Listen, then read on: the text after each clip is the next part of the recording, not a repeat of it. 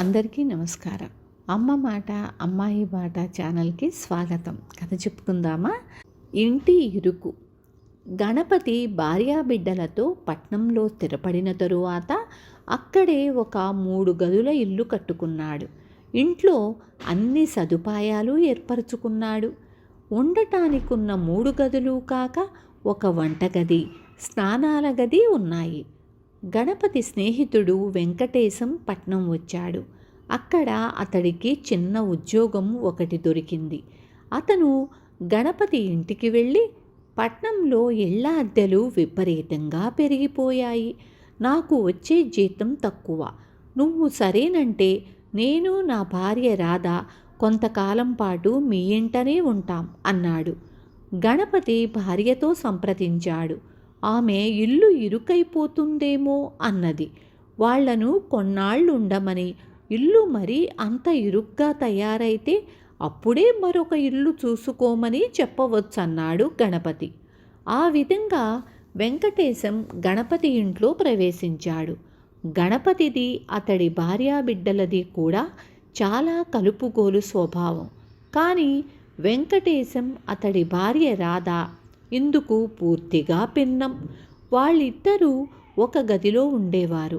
అస్తమానము ఏవో కబుర్లాడుతూ ఉండేవాళ్ళు. వెంకటేశం రోజులో ఒకసారి గణపతిని ముక్తసరిగా పలకరించేవాడు. రాధ తన వంట తాను చేసుకునేది. ఆమె కొన్న పప్పులు వగైరా దాచటానికి గణపతి భార్య వంటింట్లో ఒక అర ఖాళీ చెయ్యవలసి వచ్చింది. క్రమంగా గణపతి కుటుంబానికి ఇల్లు ఇరుకైనట్లు అనిపించసాగింది. గణపతి భార్యతో ఏం మాట్లాడాలన్నా అవి వెంకటేశానికి వినబడతాయేమోనన్న భయంతో ఊరుకునేవాడు. ఎప్పుడైనా కొంతసేపు వెంకటేశం భార్య కలిసి ఎక్కడికైనా బయలుదేరి వెళితే ఇంటిల్లపాది ఆ కాసేపు హాయిగా కబుర్లు చెప్పుకునేవారు. ఇలా కొద్ది నెలలు గడిచాక ఒక రోజున వెంకటేశం తాను వెళ్ళిపోతానని గణపతికి చెప్పాడు. వెంకటేశం వెళ్ళిపోతే బావుండునని గణపతికి చాలా కాలంగా ఉంది. అతడు మనసులో సంతోషపడిపోతూనే పైకి మర్యాద కోసం ఉన్నట్లుండి ఎక్కడికి వెళ్ళిపోతావు? కాస్త చౌక అద్దెలో మంచి ఇల్లు దొరికాక వెళుదువుగాని అన్నాడు. ఇంటి కోసం చాలా రోజుల నుంచి వెతుకుతున్నాను. ఇప్పటికి కానీ చౌకలో ఇల్లు దొరికింది కాదు. ఈ మధ్య నా జీతం కూడా కాస్త పెరిగింది. ఇవన్నీ కలిసి రాబట్టే వెళ్ళటం జరుగుతున్నది అన్నాడు వెంకటేశం. ఆ రోజే వెంకటేశం భార్యతో ఇల్లు ఖాళీ చేసి వెళ్ళిపోయాడు. వెళ్ళేటప్పుడు ఆ దంపతులు గణపతిని మాట వరుసకైనా తమ కొత్త ఇంటికి వీలైనప్పుడు రమ్మని ఆహ్వానించలేదు. ఇంటి కోసం వెతకటంలో వెంకటేశం తన సాయం కోరనందుకు గణపతి బాధపడ్డాడు.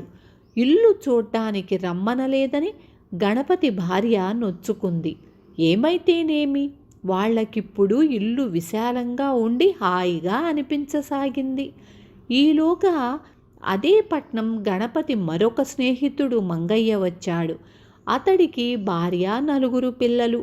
వస్తూనే మంగయ్య గణపతి ఇంట్లో మకాం పెట్టి, నేనిక్కడ 3 సంవత్సరాలుంటాను. నీకు గుర్తున్నదో లేదో, మనం కలుసుకొని ఎంతో కాలమయ్యింది.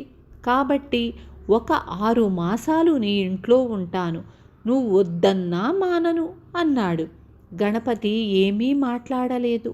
అతడి భార్య మాత్రం, ఆ వెళ్ళిపోయిన భార్యాభర్తలు ఉంటేనే మనకు ఇల్లు ఇరుకైంది.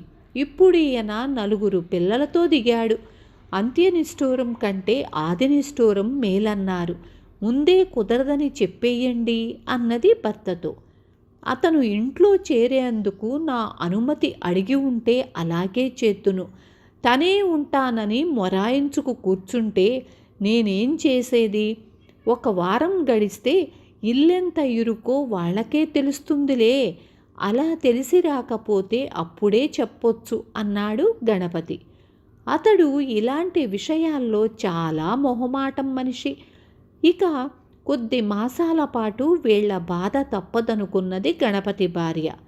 ఆమె వంటింట్లో గూట్లో ఒక అర ఖాళీ చేసి మంగయ్య భార్యతో, వదినా, ఈ అర నువ్వు వాడుకో అన్నది.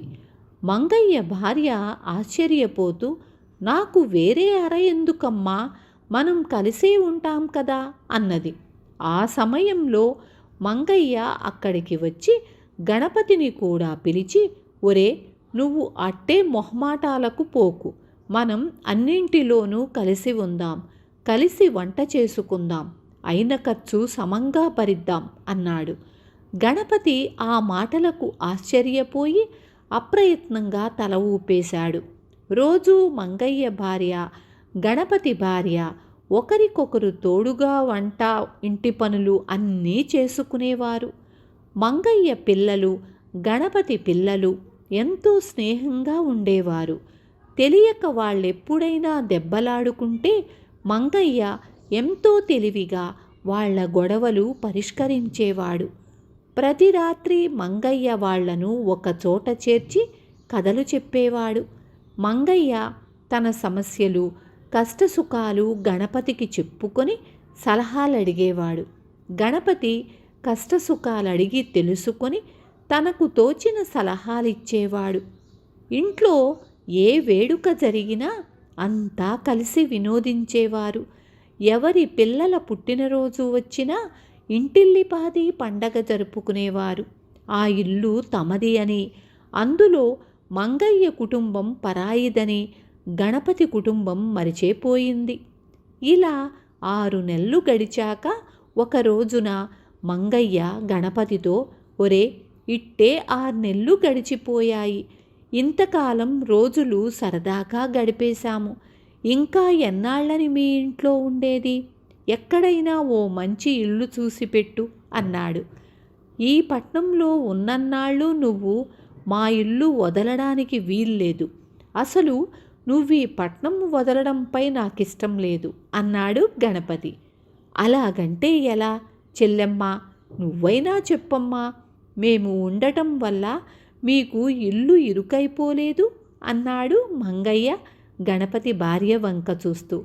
ఏమో అన్నయ్య, లోగడ వెంకటేశం అన్నాయన పెళ్ళాంతో పాటు ఇక్కడుండేవాడు, వాళ్ళిద్దరుంటేనే ఇల్లు ఎంతో ఇరుకనిపించింది, కానీ మీరు ఇంతమంది ఉన్నా ఇల్లు ఇరుకనిపించటం లేదు, సరికదా, ఇంటికి మీరే నిండు అనిపిస్తున్నది, మీరు వెళితే ఇల్లు చిన్నబోతుంది, మీరు వెళ్ళడానికి నేను ఒప్పుకోను అన్నది గణపతి భార్య. మంగయ్య సొంత ఇల్లు కట్టుకునే వరకు గణపతి ఇంట్లోనే ఉండిపోయాడు. ఇల్లు ఇరుకవడం ఇంటి వైశాల్యం మీద ఆధారపడి ఉండదు, అందులో ఉండే మనుషులే దాన్ని ఇరుకుగాను విశాలంగానూ మార్చగలరన్న గొప్ప సత్యాన్ని గణపతి ఈ అనుభవం ద్వారా తెలుసుకున్నాడు. విన్నారు కదా, మనసులు విశాలం కావాలి కానీ గదులు విశాలం కాదు.